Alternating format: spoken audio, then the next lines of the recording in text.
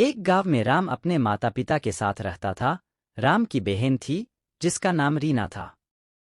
राम के पिता का नाम गजोधर और माँ का नाम जानकी देवी था। राम दिखने में अच्छा था। राम का परिवार थोड़ा गरीब था, लेकिन वो लोग दिल के बहुत अच्छे थे। कोई भी व्यक्ति उनके घर बिना खाना खाए नहीं जाता था। राम के पिता खेतों में मजदूरी करके और राम की माँ लोगों के घर का काम करके अपना जीवन बसर कर रहे थे।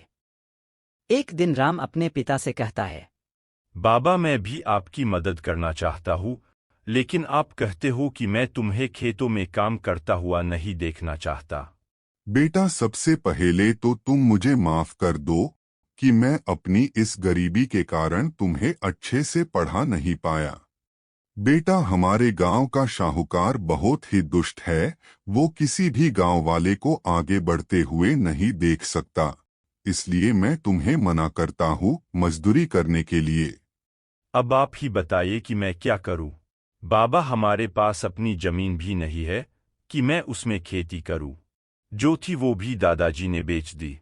मैं आप लोगों को छोड़कर शहर भी नहीं जा सकता, क्योंकि आपका और माँ का स्वास्थ्य कुछ ठीक नहीं रहता। रीना अकेले आप दोनों का ख्याल नहीं रख सकती। कुछ इस तरह से उनकी जिंदगी चल रही होती है। एक रात गजोधर देखता है कि राम कुछ उदास दिख रहा है। राम, क्या हुआ? तुम्हारी तबीयत तो ठीक है ना? नहीं बाबा, मैं एकदम ठीक हूँ। सुनिए, कुछ तो बात है। इसके दोस्त संजीव ने किसी से इसकी सिफारिश की थी। ऐसा मुझे संजीव की माँ ने बताया। क्यों रे नालायक, तू गया था कि नहीं? मैं गया था, लेकिन लेकिन क्या बेटा, क्या हुआ बताओ मुझे। उन्होंने मना कर दिया क्या? नहीं बाबा। तो फिर क्या समस्या है?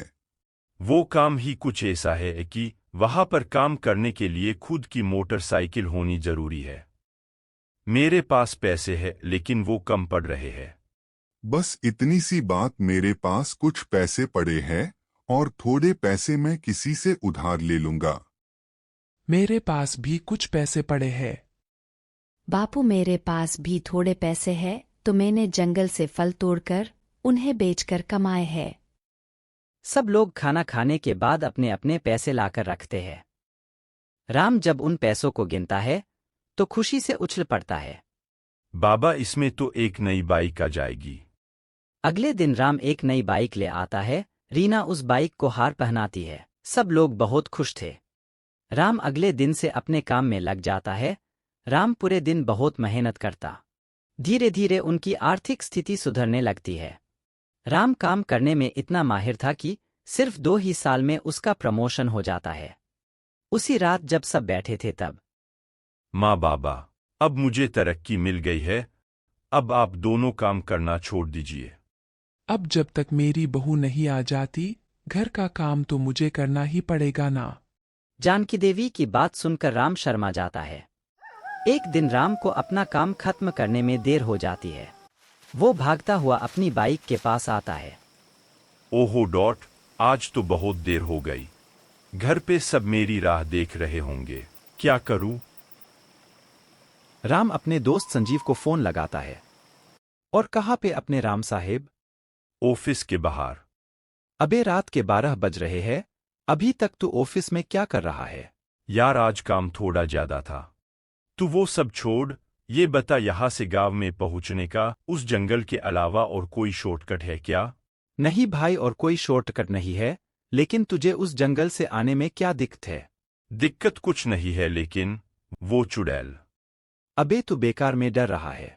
तेरा भाई खुद 2 बार रात में उस जंगल से गुजरा है। अरे कुछ नहीं है वहां पर। तू बिंदास उस रास्ते से आ जा। तूने कभी बताया नहीं कि तू इतना जिगर वाला है यार। अब अपने ही मुंह से अपनी ही तारीफ क्या करना। ठीक है, मैं आता हूँ। तब तक तू मेरे घर जाकर बता दे कि मैं आ रहा हूँ। ठीक है, चल रखता हूँ। ऐसे ही नहीं कहा जाता है कि हर एक फ्रेंड कमीना होता है। अपने कमीने दोस्त की बात पर विश्वास कर राम अपनी बाइक लेकर निकलता है और उस जंगल में दाखिल होता है। उस जंगल में सच में एक चुड़ैल होती है। बाइक की आवाज सुनकर वो चुड़ैल जाग जाती है और बाइक वाले को खाने के लिए आगे बढ़ती है। जैसे ही वो राम को देखती है उसे राम से प्यार हो जाता है। अब वो राम को खाने की बजाय उसके पीछे जाने लगती है।